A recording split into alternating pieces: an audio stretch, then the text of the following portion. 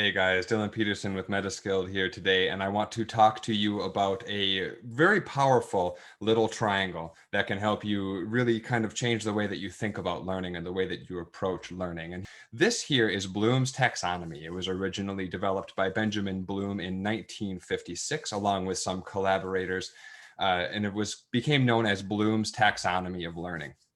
And as you can see, it's a way that you can structure your learning in order to maybe make a little bit more sense out of things, or to come at your learning in a better way and a little more systematic method, right? So let's kind of run through this real quick, right? At the bottom of this pyramid down here, you'll see remember. And remember, obviously, is the most basic thing that you can do, right? If you want to be able to work with information, you have to first remember the information and be able to recall the information later, right? So what are some tools that we can use for that? Tools that we can use there are mnemonics, systems like the major method to help us remember numbers, memory palaces, any of those classic rhyming tricks that you know that you've learned from school to help you better remember things, acronyms, things like that. Any of those sorts of tools that can help you really kind of get the information just to stick in your head. Okay, the next step up from there is to understand. And to understand things, we need to be able to explain them, to describe them, to give them meaning, to be able to kind of recognize what they mean and how they fit, a little bit of how they fit into the bigger context, right? We're not quite to the point that we understand their place in the total overall hierarchy. That'll come later, but we can start to get some ideas as to, how might I be able to use this in real life? How could I describe this to someone else? Some really good tools here for understanding are tools like mind maps are really good here. They can kind of help you to map the information out in quite a few different ways so that you can get a better grasp of how information relates to each other and how the topics can kind of connect and how everything sort of connects together, right? At the next step up, you apply the information. And this is to be able to use information that you've learned in novel circumstances or in new situations. The next up is to analyze. And when you analyze, you're starting to draw connections between the information that you're working with right now and other pieces of information that you know, or different pieces of the same kind of subject and how they fit together and how they're organized and how they might build upon one another. Okay, so for example, in this taxonomy, even, we are analyzing it and we're looking at kind of how it works and how the different pieces of this taxonomy fit together and how this also can fit into our overall learning structure, right? And our overall learning projects, our goals. So the next step, we can evaluate it. We can judge it against other similar ideas. We can judge it against maybe competing or opposing schools of thought, or even complementing schools of thought to say, how does this particular subject fit, in mathematics, how does mathematics fit against, some maybe other forms of science or other learning modalities?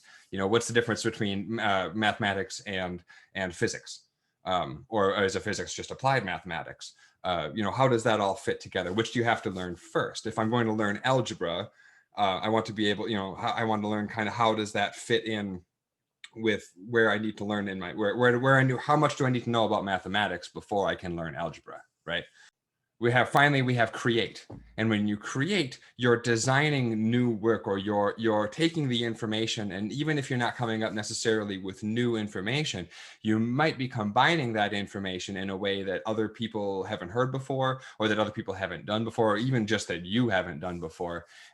You're combining this information together in a way that might give you new insights as to how it works, or new ways that we can apply it, or different ways that maybe, oh gosh, I've reorganized this information this way, and I was able to take maybe I also know a little bit about this subject over here and this subject over here, and I can put them all together to create new connections that maybe other people haven't made before.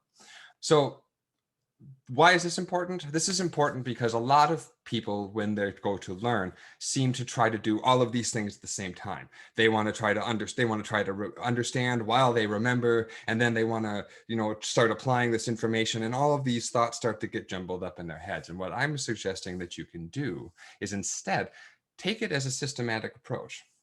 Break the process down into pieces and really understand what you're doing at each stage and the appropriate tools that you can use at each stage in order to help you move up to the next level, move up to the next point, and move up in your understanding and really level up your learning of the subject in general.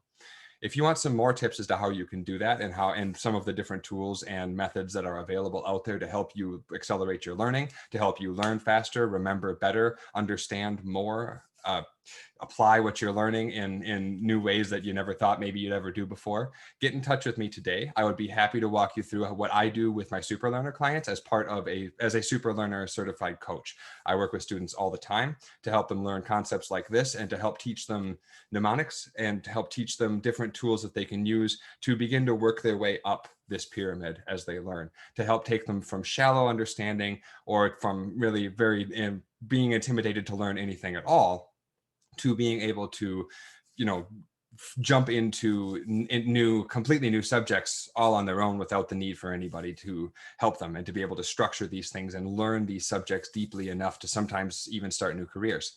So if this sounds like something that's interesting to you, get in touch with me today.